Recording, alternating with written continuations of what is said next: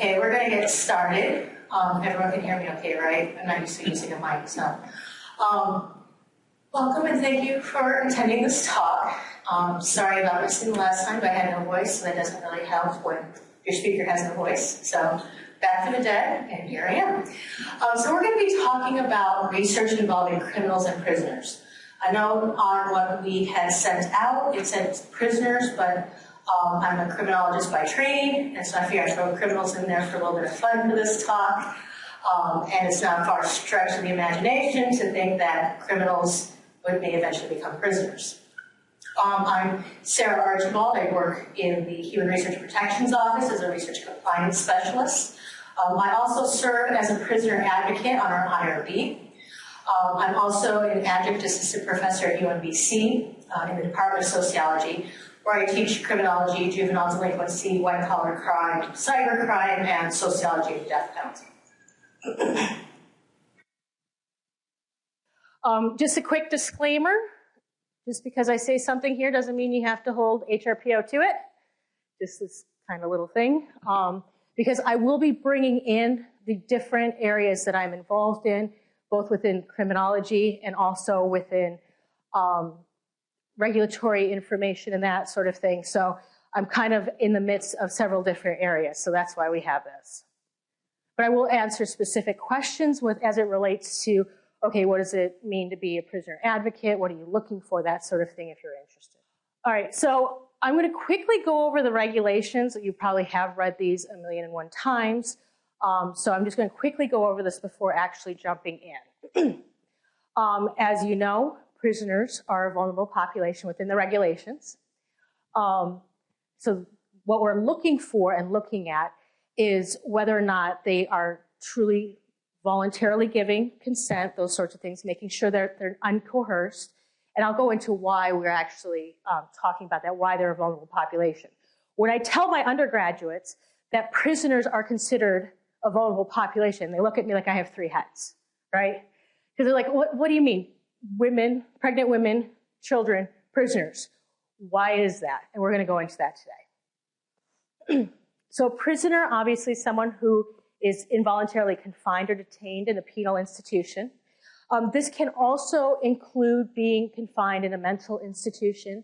Also, if they are under house arrest, that's kind of a new thing that's been coming up and around lately since we have overcrowding in our prisons.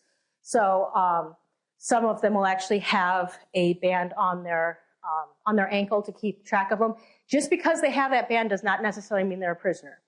If you have questions as to whether someone is considered a prisoner at UMB, you can give me a call and we can discuss it. Or to Julie Doherty as well. So under the regulations, when we're looking at prisoner research, the majority of the IRB must not have an affiliation with the prison. And there must be a prisoner advocate on the IRB to review protocols involving prisoners. This is to make sure that we're checking for potential coercion, making sure that folks' rights are being looked into and being respected, and that although there is limited autonomy in prison when it comes to this, that there's an extra voice there for the prisoners. So in addition to all of these things, we also have a limitation on the type of research that can be done using prisoners. Okay. And I know this is kind of tiny print, but this is directly from the regulations.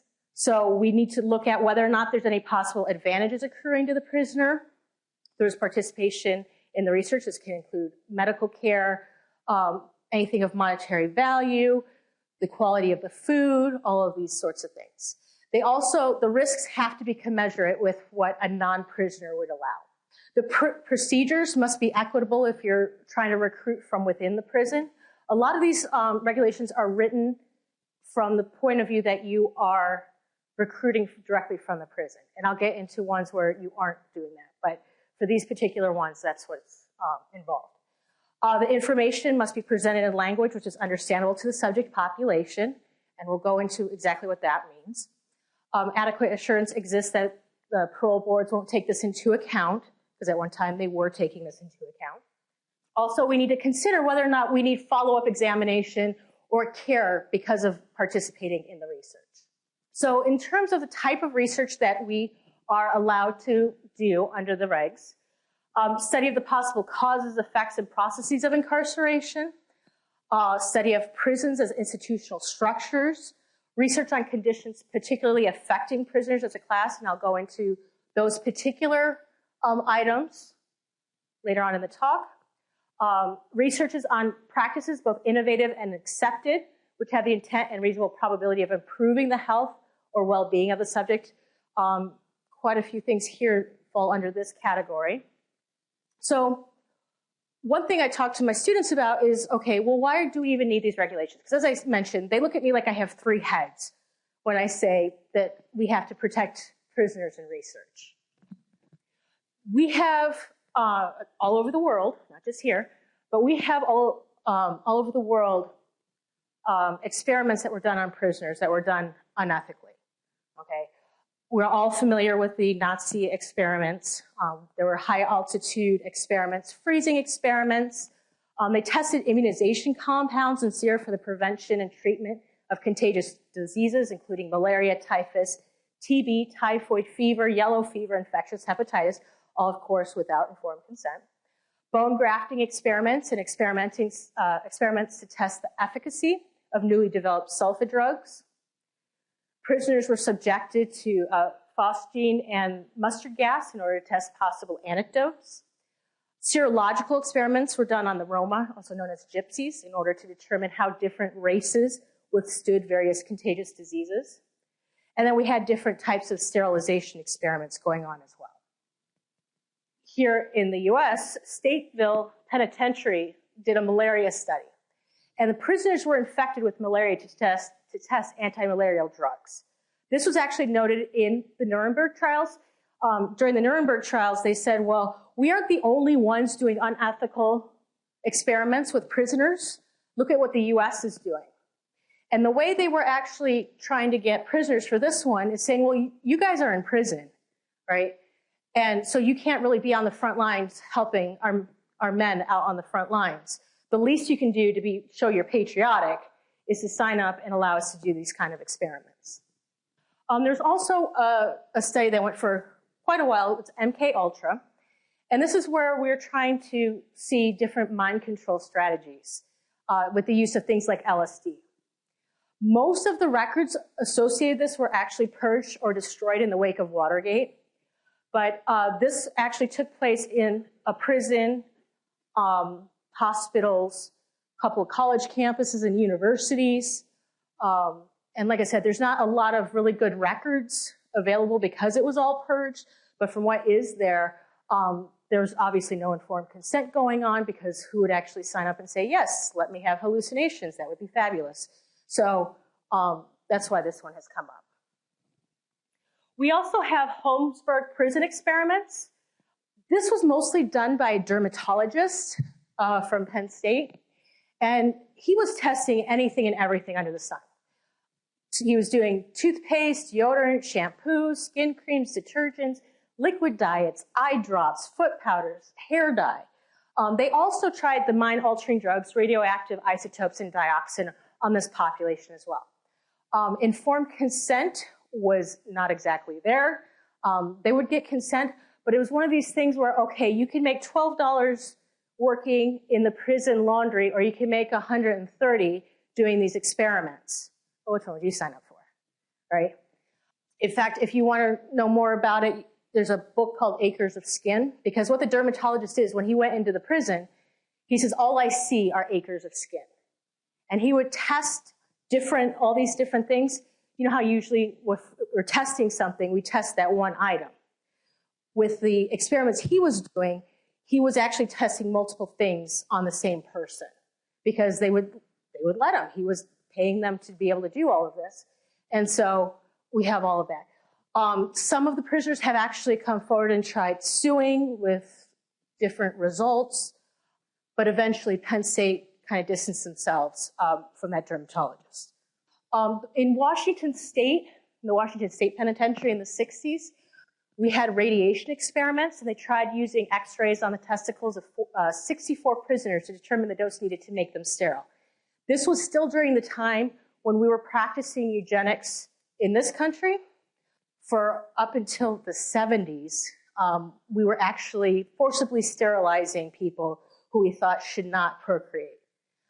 In fact, in one of the cases that is usually in the case literature is one where a judge actually said, yes, she should be sterilized because 2 imbeciles in the family are too many. So why does this matter today? We're looking at these things, we're talking about the 40s, 50s, 60s, 70s. Why are we even talking about this? In case you haven't noticed, we have a huge prison population. It has exploded over the past 20, 25 years. So just some quick stats. We have almost 7 million who were under supervision of adult corrections at the end of 2012. This was a slight decrease. At first we're like, wait a second, 7 million, but it's a decrease. In 2012, about 1 in every 35 adults in the US, or 2.9% of adult residents, was on probation, parole, or incarcerated in prison or jail, which is actually down to the 1997 numbers. An estimated 1 in every 50 adult residents was supervised in the community on probation or parole at the year end 2012, compared to 1 in every 108 adults incarcerated in prison or in jail. Some of the reasons we have for this increase in prison population cases, first of all, we have the mandatory minimum sentencing. In the 90s and early 2000s, we had a lot of legislation come through at various levels that brought in mandatory minimum sentencing. We took away the judge's discretion to be able to give a lighter sentence based on the information provided in the case. Also, some parole agencies in some jurisdictions were intent on sending people back to prison. They're like, okay, well, you got here 5 minutes late, you broke parole, we got to send you back to prison. We have also the 3 strikes laws. People were being sent to prison for life terms for things like stealing a piece of pizza on their third violation. We also have the problem of for-profit prisons. What happens when we make prisons for profit? Right, you get paid more if you have more prisoners. So now there's a demand for prisoners. Originally, prisons were supposed to help rehabilitate people, right?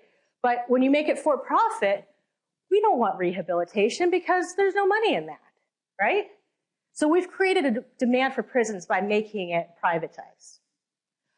We also have the issue of closing large state mental institutions.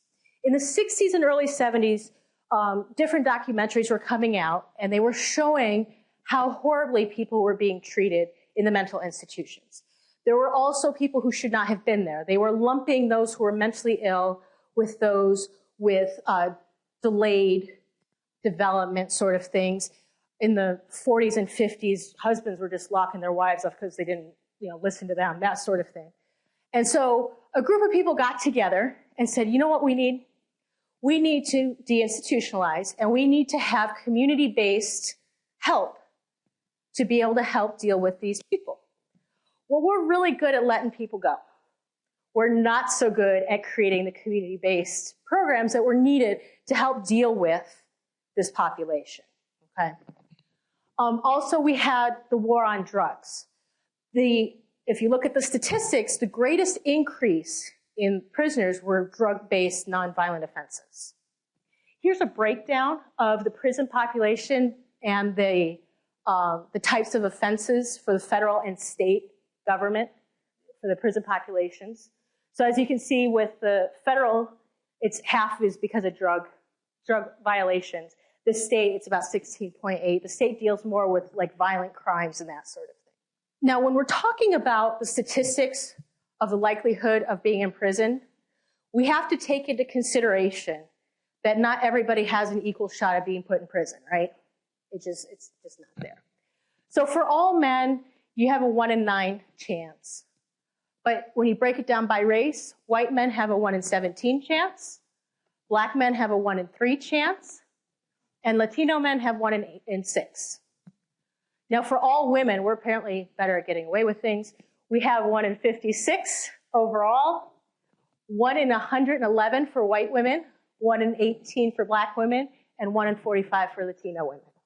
Now, when we're talking about Maryland, because a lot of people are going to be doing their research in Maryland, African Americans comprise 76% of Maryland prisoners, yet only 28% of the state's total population. So there are some things that we need to think about when we're doing research with prisoners. You're noticing I'm saying prisoners here. I talk about criminals later on, but here's some things that you should probably think about. When we're talking about actually going into the prisons, there are going to be plenty of obstacles for you, which is probably why a lot of us don't go into the prisons to do this when they're scary places. But two, there's a lot of things you have to do. So we need to think about, okay, well, how are we going to gain access to a prison or jail system? 2 years ago, you probably would have had to talk to the gang leader down at the Baltimore prison to be able to get access because he was running the place, but that's not the case anymore. But there's some of the people who are running the prisons who may not want outsiders in there for a variety of reasons. Also, establishing research rigor within the constraints of prison and jail security regulations is going to be a potential problem. They have to think about security first. It doesn't matter if, okay, they need to have this drug right now. If there's some security problem going on, that person's just going to have to wait.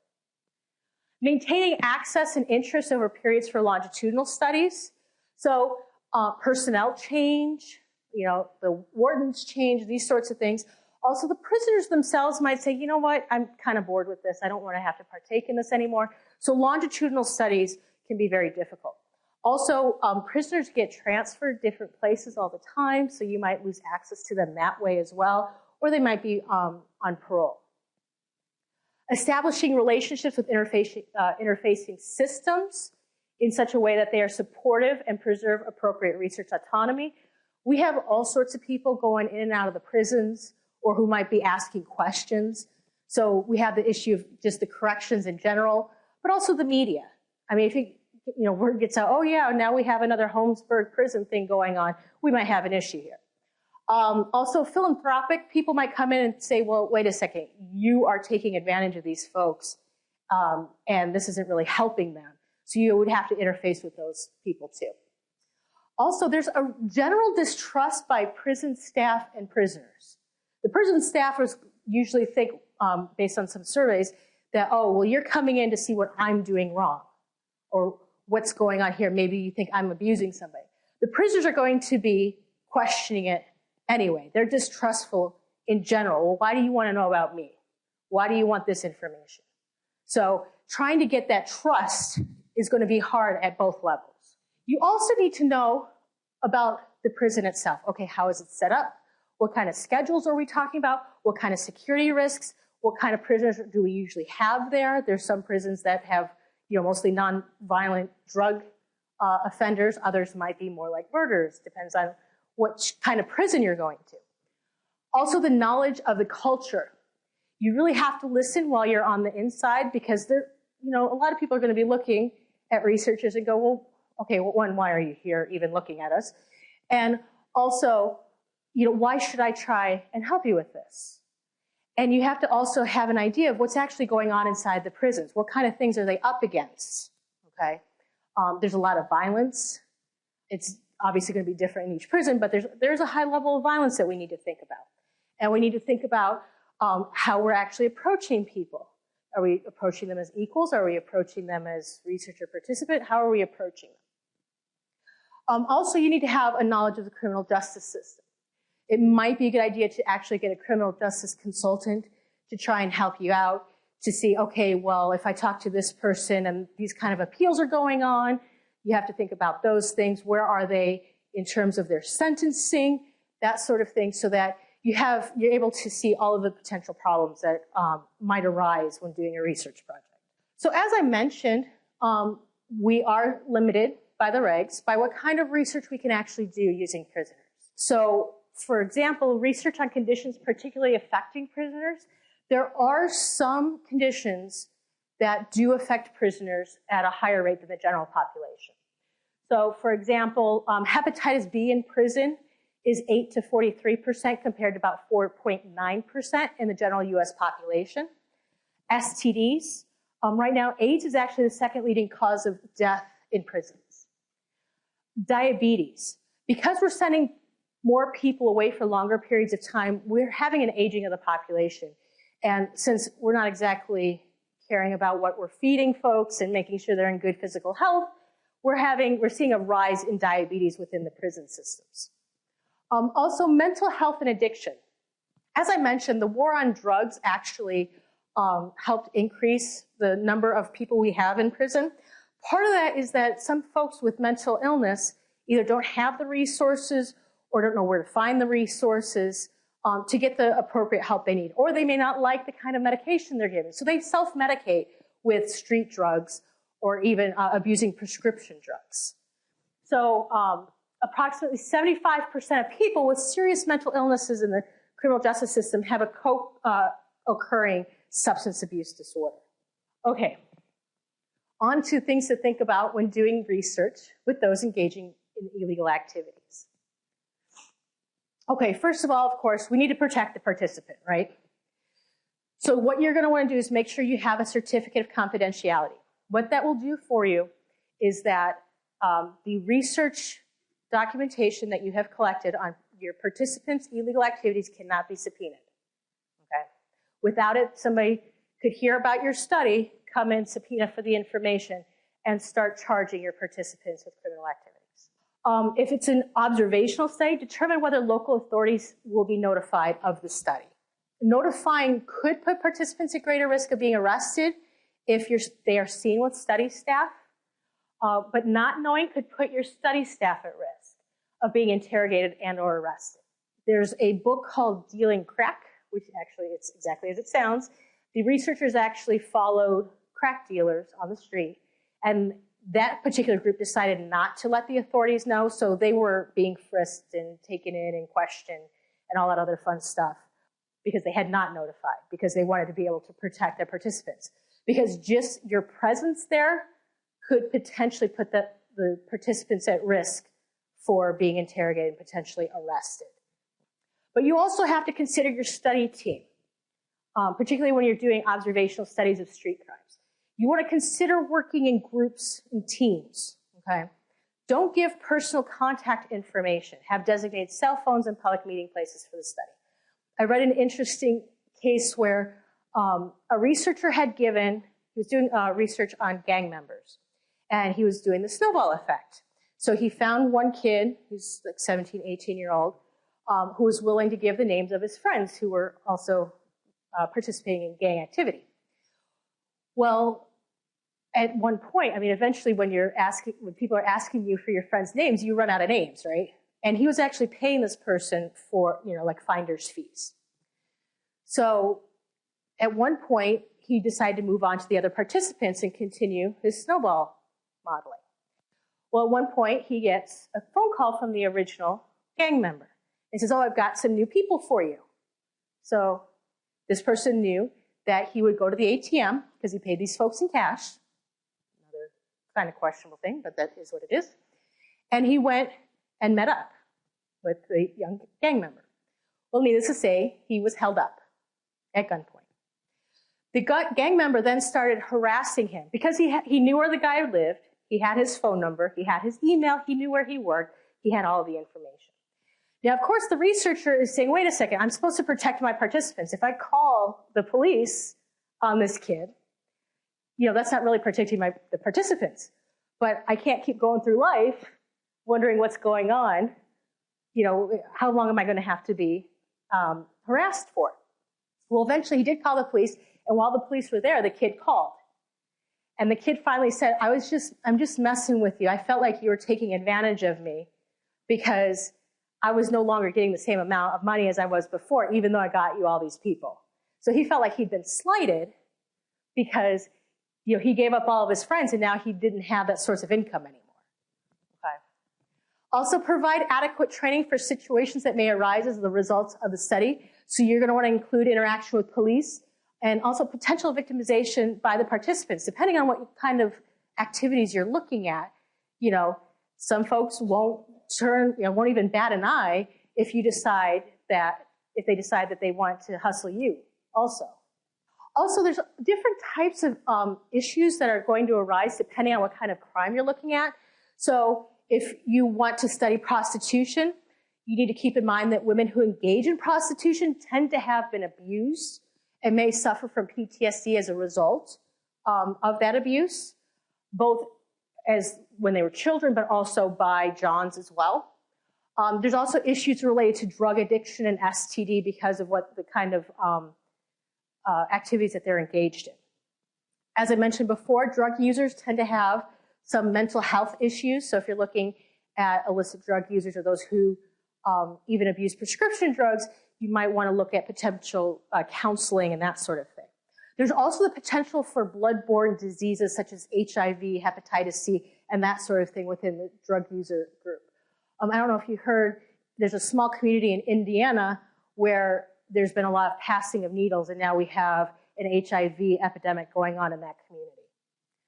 Also, for murderers, they may not, depending on when you talk to them, where they are when you come to talk to them, they may not want to talk about their crime if the appeals are not exhausted. Okay, so if you're like, oh yeah, I want to find out why these people did it, there's going to be a lot of them that are going to say, what are you talking about? I didn't do it. I'm completely innocent, and you're not going to get anywhere. So it is what it is. Child molesters, if you are interviewing them in a prison setting, in prison, just like on the outside, child molesters are seen as the worst of the worst. So a lot of times what happens is when they go in, they come up with some other reason for why they're there.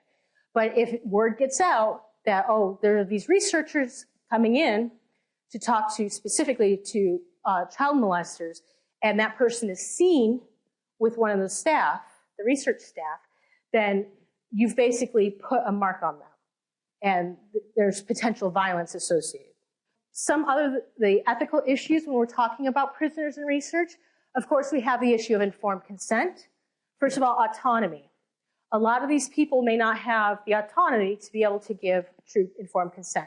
And that's why you have an advocate on the IRB to take a look at that, to see how the informed consent process is going to happen, to make sure that particularly the prison guards and that sort of thing aren't unduly coercing them. Because at one time, for example, in the Holmesburg case, the prison was actually being paid for the number of participants they were able to enroll. And so, of course, then you've got prison guards who are able then to try and coerce them into signing up for the study. Also, we have an issue of low education rates in the prisons. For 2004 data, 41% of inmates in the nation's state and federal prisons and local jails and 31% of probationers had not completed high school or its equivalent. Okay? So when we're writing the informed consent document, we need to make sure it's at a level that prisoners can understand. Again, we have the issue of coercion.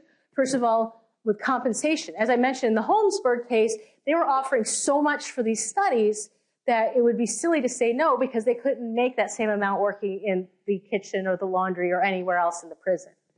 We also have the issue of lack of free will in prison. You don't get to decide when you get up and when you can, go and eat and all of this stuff. All of that is going to be decided for you. That's why we have to take a look at what kind of things are being done to actually enroll prisoners in this kind of research. We need to think about respect for persons. So basically, we should not be using prisoners as a population of convenience. That's what was happening in the Holmesburg case because, of course, when you're doing a research project, you're going to want to try and control as many of the variables as you can. And what perfect way? You know exactly what they're eating. You know when they get up. You know when they go to bed. You know what kind of activities they're doing. Everything's controlled. But we can't use prisoners in that way, just as a population of convenience. So I know I covered a lot of different things. But are there questions? Sarah, can you address, that was very good, thank you. Can you address issues of when a study is approved to enroll, adults, not approved to enroll prisoners, what the process is, and what researchers have to know about, or what should they know about when that happens? Okay. So let's say you have a research study, you are not approved to enroll prisoners, and somebody does get incarcerated. As you saw from my little graphics and my statistics, the chances of that, particularly in Baltimore City, are kind of high, unfortunately. So what you're going to need to do is to submit an RNI. There is an option for the incarceration of a study participant. All collection of data and interaction with that person must stop unless you have some sort of safety reason.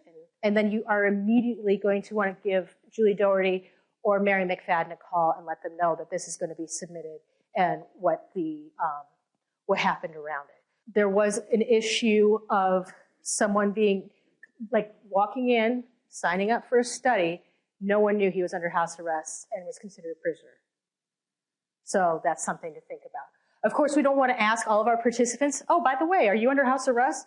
But, keep an eye out for ankle bracelets and that sort of thing to see if that is a potential. Just because they have an ankle bracelet doesn't mean that they're necessarily a prisoner, but that is something to kind of keep an eye out for and to think about. Other questions? One of the issues that we run into in the trauma world is somebody who's out in the streets, is involved in some sort of criminal activity potentially, and then gets injured, comes in and we're doing various trials with resuscitated patients. And that person might be in this, might be going to be under arrest. We often don't know. There's an issue So for things like that, for projects that you think there is a pretty good chance that you might end up with a prisoner and you want to be able to use the data, then you will want to put prisoners on there and explain why you're including them. You'll put that you're not specifically targeting them because you're not going into a prison to do that. But like you said, for trauma things, the likelihood, there's a pretty good likelihood that, okay, somebody's been shot, they've been stabbed. There's probably going to be some sort of criminal activity potentially involved in that.